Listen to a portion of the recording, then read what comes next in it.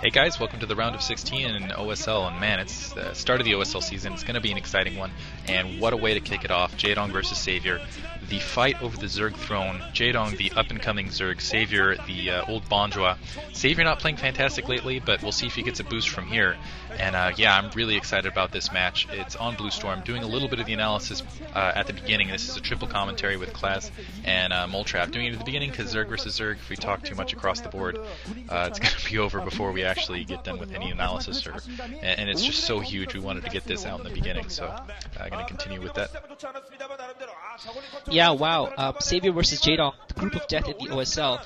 I gotta say, actually, this might work sort of in Savior's favor, because looking at the group, I think even if he loses to Jaedong, I think Savior has a good chance of getting through this group. And I think if he gets through this group, he might have a good chance to get on a run. And I think Savior is one of those players who's a great player, and all he needs is a couple of confidence-inspiring victories, and he'll be back in form, and he'll be back motivated again. And also the fact that I think he's out of the MSL is probably going to play a little bit to his advantage, since he'll be able to focus solely on his OSL progression this time around, and he won't have to practice for two different tournaments like a lot of the players. But nevertheless, this is the OSL, and boy, am I looking forward to this game. I wouldn't take anything for granted, though, not with Savior. No, definitely not. I do think, you know, it's possible he might end up getting out of this group, honestly, because personally I am favoring Jaedong in this matchup. Jaedong obviously widely known for having really, really good ZVZ, and like you said, you can't count Savior out. I mean, you just saw him win against Yark in the playoffs for the Pro League, and he was tearing up there at the end because of he was so happy, I guess, for, you know, he broke his CJ face there. But at the same time, though, he lost to Chalrenge in that set, so, you know, he hasn't been playing incredibly well lately. And I don't know if his play of late is going to be able to get past C, so we could see him getting out 0-2 versus C and Jaedong. Possible, but yeah, we'll have to see what happens. One other thing, we might be able to count on the Classic C tournament choke. That's another game entirely, though.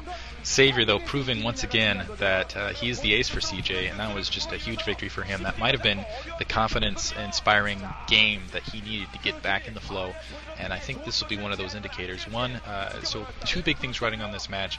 Where does Savior lie as far as his gameplay? And two, who is the king of the Zerg at the moment? So let's go ahead and get underway. So queuing up, everybody ready, and go. So here we go, getting down the way, and call up the colors really fast. Looks like we have Savior in red in the bottom left-hand corner. We have Jaedong in green in the upper right-hand corner. Keep in mind this is Blue Storm, so the Scout, just two-player map, the Scout's going to go straight across the map, so no advantages. It's just going to be head-up Zerg versus Zerg action, and the better player is going to win. So, wow, absolutely going to be insane. I'm so excited about this. Yeah, you're absolutely right. With the Savior with an interesting look there. I think someone remarked that he's gotten a little bit fat. I disagree with that. But yeah, I think the fact that it's Blue Storm, it is going to be very much a skill versus skill matchup. It's going to be very much about the player. It's not going to be so much so about outfoxing your opponent. Risky strategies like an early pool or whatever are not as viable on this map, because you can be exposed quite comfortably by the opponent, and you're going to get scouted and seen doing whatever you're doing. So it's going to be less about mind games probably, and more about raw skill. And I guess if you're talking about raw skill, you would have to give Jaedong the advantage right now, because he is in form. A few months ago, I would have given it to Savior undoubtedly, because I didn't think Jaedong had the same level of physical skill that Savior did, but boy, has he picked up in that regard recently. Yeah, definitely. Although, you know, a few months ago, Savior wouldn't have gotten out of the MSL in the round of 32 either, so, you know, it's kind of indicative of, I think at least, of how he's really not on his top game, but we have seen him kind of bring out his top game every once in a while, even though he hasn't been on it lately, so he's capable. He's kind of one of those, kind of like July Zerg, he hasn't been playing that well, but he's capable of kind of popping up and beating the pants off of someone kind of out of nowhere. Yeah, and it's going to be interesting. I expect both players to go the spawning pool early, either a 9 pool, 12 pool. Looks like a 12 pool coming from Savior, at least. Actually, no, I can't. I wasn't keeping track, so I apologize. Extractor going up. Someone can correct me after this for both players. So Extractor going down a little faster for Savior, but I think his spawning pool is down just a half second later, and that's not going to be hugely key. What really it's going to come down to is a little bit later in the game with the Zergling harass, where the Zerglings come out, who comes out with more Zerglings, who can get their harass beyond that down. And it looks like Jaedong actually going to put down a pool in a very interesting build, putting down both his gas. It looks like Savior's actually going to mirror this build as well, so neither player actually going for a 9 pool, going for more of a 12 hatch after the spawning pool, and it's probably just going to be a straight race to Mutalisks, and then it's just going to come down to Mutalisk Micro. We'll see if there's any Zerglings out in the meantime for some harassment in between there, but really interesting. And between Air Micro, who do you think is going to come out on top here, class? You know what? Even though the run of play would go against me, I would have to bank on Savior. But I think it is possible if one player can. It's a bit of a risk, maybe investing in about 6 Zerglings to start with and try and harass your opponent. Because at this point, the Overlords are almost there and they're scouting, and Jaedong has actually got his Zerglings out first. Savior looks like he's gone for drones, so if Jaedong can get those Zerglings out quickly and do some damage to Savior, Savior might find himself in a little bit of trouble. But Savior's going to see those Zerglings coming, and I think he's probably going to have enough time to get those Zerglings up, and I think that might have been a small error on Jaedong's part.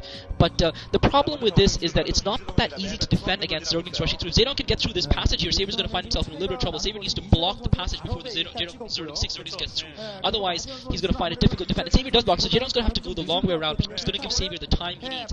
Because the problem with those Zerglings is once they get into your base, they can start killing some drones. And Jaedong now bring those Zerglings around the back. Savior's going to be in a little bit of trouble if he doesn't defend. Jaedong's got about 6 Zerglings in the natural expo of Savior, and Savior doing a good job of defending. And I think this might play into Savior's advantage, provided he doesn't lose too many drones to this attack from Jaedong's Zerglings. I think it's going to be good for him because of the fact that he invested more resources in drones earlier on. Jaedong now pounding away at that hatchery. Mole Trap, this looks dangerous for Savior. It does indeed, and I was thinking that a lot of times in Zerg versus Zerg, kind of the aggression level is actually what decides things, and that's where Savior's mind is really going to play into things. Jaedong is pumping out a lot of lings here. He's got a lot of lings in Savior's base, and Savior just doesn't quite have enough lings here. He's losing some drones as well. Jaedong coming in with more lings. Savior has lost almost all of his lings now. Jaedong trying to pull his lings around, and oh my gosh, Savior's lings are trapped over there on the side, getting pinned in by Jaedong's lings there. And, wow, Savior, he's basically trying to pump out lings. It looks like he might actually lose that hatchery, though. And Jaedong is just a little bit ahead in lings. And in Zerg vs. Zerg, if you're ahead in lings, you can use that to kill the lings faster and get ahead in lings even more. And it could be absolute death. And he's almost lost that hatchery. If he loses that hatchery, Diggity, I think that's probably going to be the end, honestly, because he's going to be so far behind in Larvae. Yeah, I don't know. Wow, it's interesting because Savior obviously going for the early lair, and Spire going down for Jaedong. Jaedong basically making up the time as far as costing resources, taking down 2 drones, also putting that hatchery at risk. Savior actually going for a flanking maneuver here, bringing his Zerglings around now that he realized that Jaedong has pulled his lings back. And yeah, I think that aggression really played into Jaedong's favor. First of all, you've got that hatchery extremely weak, and if this battle ends up happening on Savior's turf, it's going to be really difficult to keep that hatchery up with a couple Mutalisks fighting across. But I almost thought that Jaedong actually might just be trying to finish this game with lings. It doesn't look like that's the case. He was just going for, I guess, a little bit of delay tactic. I think that definitely worked to his advantage. And Savior bringing up some lings. Looks like he's built, I think, way too many lings, because I think Jaedong's going to be able to hold this, and the Mutalisk is going to be out, and really I'm not sure if these lings are going to be all that effective at that point.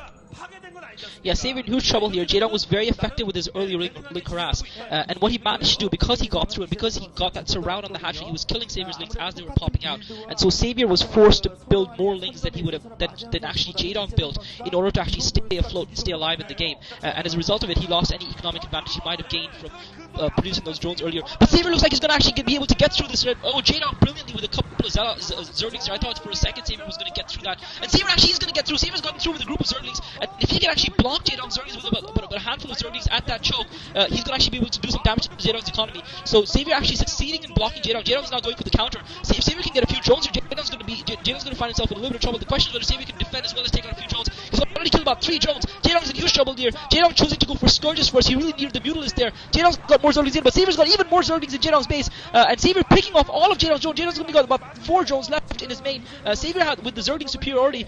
Meanwhile, Savier's lost his natural expo. Jaedong seems to have taken out the natural expo of Savier's, and now Savier's base coming on fire, but Savior has got Mutalist to defend himself. Jaedong focusing on the Spire. Obviously, if Savior loses the Spire, that's going to be GG for Savior. But I think if Savior can keep the Spire alive, he might win this game yet. Savior has lost the Spire. Critically, Savior has lost the Spire. So Savior is in huge trouble now. Savior trying to focus on Jaedong's main. Savior's also lost the Mutalist. This is a really close game. Now Jaedong with the Zergling advantage. It looks like Jaedong's going to actually come out on top of this game. This has actually been a complete roller coaster. It looked for a second like Xavier might have actually pulled off a brilliant maneuver to do the win, but Jaedong with the counterattack, I think he's going to come out on top, especially with that Spire Down. I don't think there's a way back in this game for Xavier now. Wow, yeah, now that he's only got a couple Mutalisks, he's not going to get any more for the rest of the game, basically. So once Jaedong is able to pick off those Mutalisks, it's going to be GG, basically, and it almost might be GG at this point, in fact, because Xavier, like I said, there's no way he can get any more Mutalisks, and Jaedong is now on the defensive. He's got even a few more Lings on the ground as well, so Xavier's only chance, I think, was that Ling attack there, and Jaedong somehow managed to fend that off, bringing in most of his Lings back to his base. I thought for a second that he was going to bring in not enough to fight that off, but he was able to after all. And yeah, once those Scourges take out that Mutalisk, that's going to be...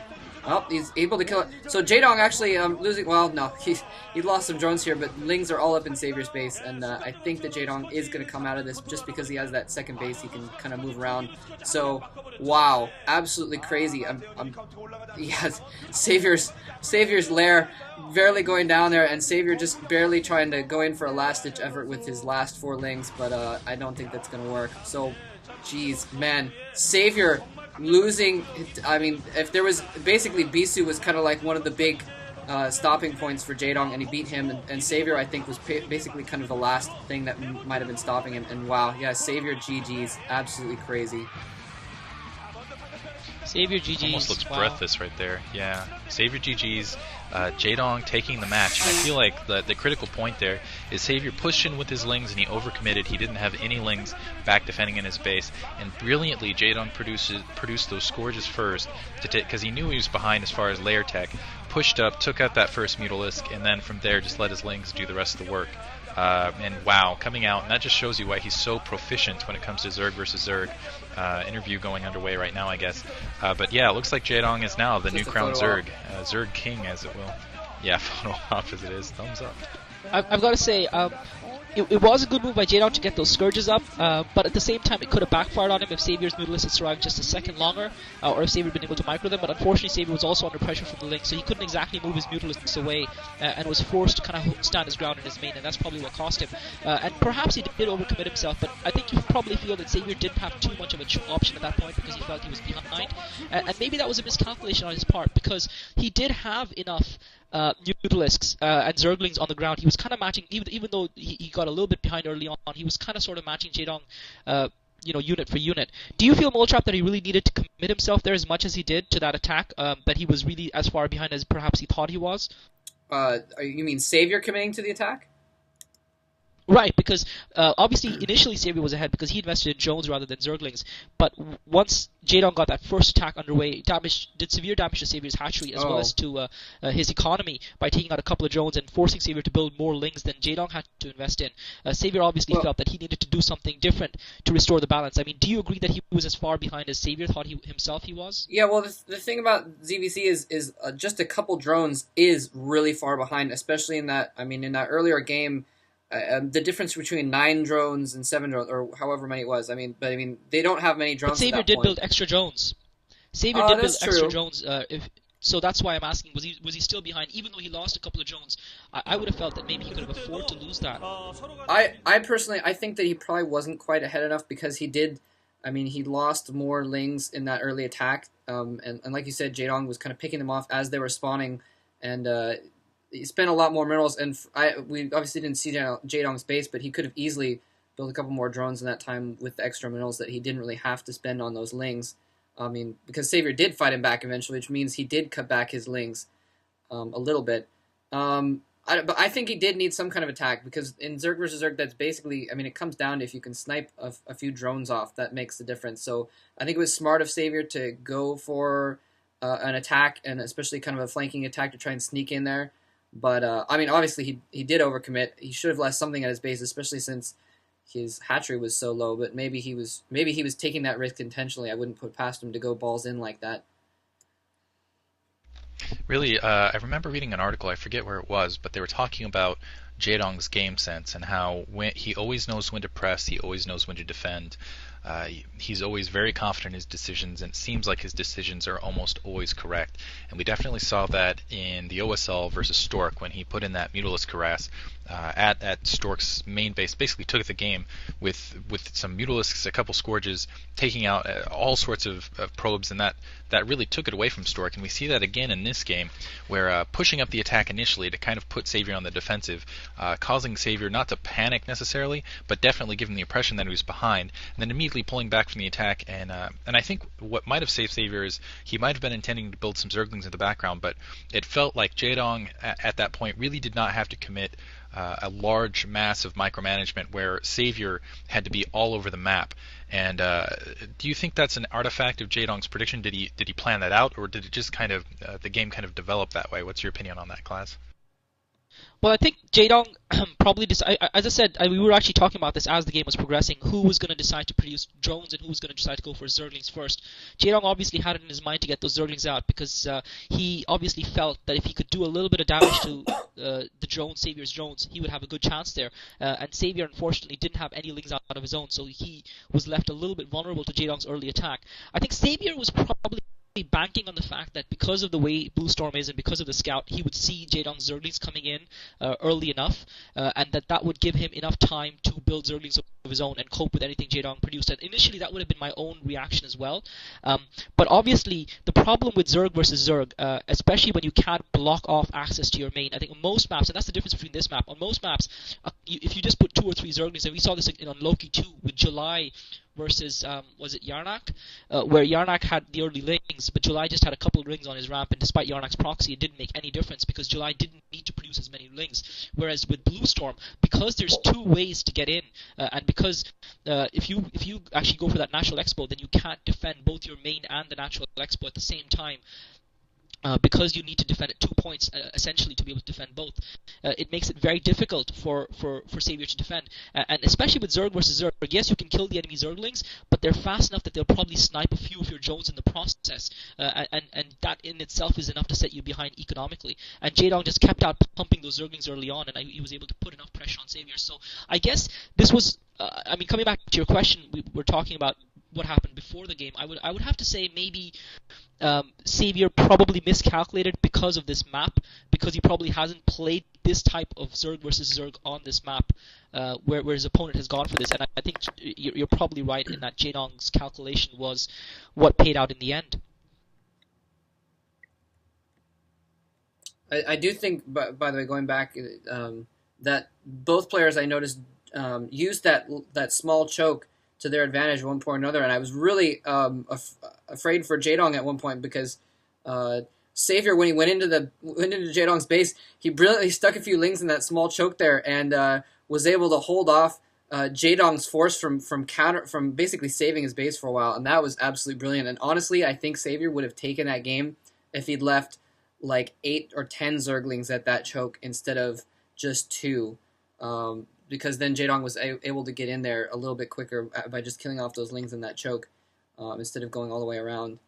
I don't know. I just, most of that game when I wasn't talking, I just sat there with my mouth open just staring at what was going on. That was absolutely crazy. And yeah, interesting. I like the builds on both parts. Obviously, it looked like, I'll have to review it, but it looked like they went for a 12 hatch a 12 pool, being the more conservative thing to do. Want to make sure you're not getting, basically my guess is going this logically because you want to be able to deal with the Lings that are coming in, but you need to stay ahead enough economically to get those Mutalisks out faster. And it was interesting, it seemed like Savior was banking on getting those Mutalisks out, and Jaedong, I'm not going to say outthought him, but it seems like, yeah, he definitely had the better game sense and realizing that his opponent was going to basically just kind of rush Mutalisks, wasn't going to commit Zerglings, because I'm not sure if Jaedong's, if Savior hadn't, I don't know, maybe gone for an early speed upgrade. Go ahead. Yeah, I just actually went back and reviewed the video, and it actually, Savior went for a 12 pool and Jaedong went 9 pool. That's what happened. Yeah, there we go. And that was, there you go, a difference in the Zerglings right there. And I think I think Jaedong might have calculated that. I think that might, not to say that the game was decided at that point, because obviously a lot of micromanagement plays into that factor, but that definitely changed the form of the game early, because Jaedong obviously able to produce more lings and get them into Savior's base faster as a result. So basically 6 Zerglings versus 4 for Savior. And do you think just the straight build order is really what depicted this game, or was it kind of the thought process or the micromanagement that really played is really the story here? Yeah, I think we kind of probably overcompensated the whole scouting factor of this map. I think actually this map does allow for surprises. I think it actually probably allows for more surprises than you would first guess, because it does take a long time. And I was watching that game. By the time the Overlords actually got in to the other opponent's base, the Jaedong's Zerglings were already on their way towards Savior's base by the time his first Overlord got over there.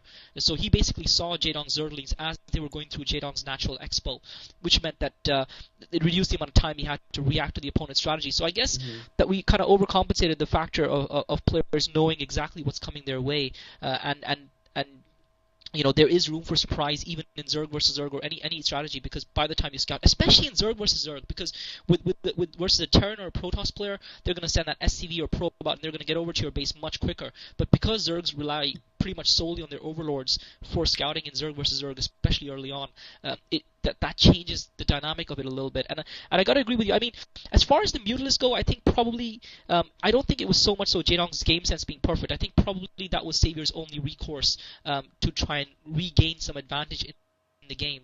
He kind of had to obviously go for the Mutalisk. I think the fact that he committed his Zerglings early was probably not a great idea. I think he might have been okay if he maybe tried to rebuild back his economy a little bit. Since he did have that Mutalisk lead, he could have probably have afforded to do that. But obviously he felt he couldn't. He probably felt that he needed to take the impetus back from Jaedong, and therefore committed himself with those Zerglings early on. The other thing I noticed was that Savior went for Jaedong's lair, and I don't know, maybe if he had focused on the spawning pool or something, or managed to get that down, he would have been able to actually take the game. But the thing that really ultimately decided the game for me was that initial damage on Savior's hatchery from Jaedong's first attack, because in the second attack Jaedong was able to kill that hatchery off, and once that hatchery was dead, Savior's production was half of Jaedong's, and that was really what sealed the deal for Jaedong in that game. Yeah, that was definitely the deciding factor. The fact that it really all came back to that first attack. The fact that Jaedong got that hatchery down so low and was able to kind of get regardless of any economic advantage, the fact that he got that hatchery down so low meant that he was able to finish it off later, which I think that was pretty much GG at that point. But I mean, just kind of think of it in general terms. Regardless, all the factors that go into a Zerg versus Zerg game, there's a little bit more luck than other matchups, I think. But all the factors that go into it are kind of what make up each player's Zerg versus Zerg play, and this was a real test of both players' straight up Zerg versus Zerg play on a small, fast map. And the fact of the matter is that Jaedong ended up coming out on top. So, wow, he's going to be the one to beat, I think, in this OSL. Yeah, I think the one thing you can count on, and the only thing you can probably count on Zerg versus Zerg, is that your opponent's not going to 12th hatch and go suicide. Anyway, I don't really have any more thoughts. Do you have any final thoughts there, Klaus? Yeah, I wouldn't entirely agree with Moletrap about Jaedong being definitively on top. I think Savior played a great game. I think his micro was quite good there. I think he was caught a little bit off guard by Jaedong's build. And had he gone 9-pull himself, I think it could have very well have been a different game. So I wouldn't go discounting Savior just yet. The real question for me is whether he's gonna be able to bounce back from this and take the other two games that are important for him to progress through. Because I really feel for him there. I really feel he was a little bit unlucky. I'm confident Jaedong will win at least one of the next two games, but the question is whether Savior can manage as well. I mean, I'm not sure what you guys think about that. Do you think Savior has what it takes to bounce back? I mean, certainly he looks like he's trying. He looks like he cares. To be honest, I don't think he's going to beat C. I don't know. That's just my opinion. I think he can beat C if he has a really good game, and the question is how does he react to this? Is he going to continue to tank, or will that CJ Antis win kind of carry him, and will kind of the general ideal that, wait a minute, Jaedong's just won, or I should say, yeah, he's the reigning OSL champion. There's no harm in losing to Jaedong. No shame whatsoever in that. I have to say between the two players, though, really Jaedong is definitively playing better right now, and really I think he is still the player to beat, both in the OSL and the MSL. And it would be interesting to see if we'll end up with a dual champion. But obviously, a long way out. We're just getting started here. Do we have any idea what map C will be playing Savior on? Because that's obviously going to be a huge factor. That's a good question. Here, Considering these are best of Trap, ones, I'll look it up. They will be playing on Katrina. Katrina. I think Katrina favors Zerg. Possibly. I don't know.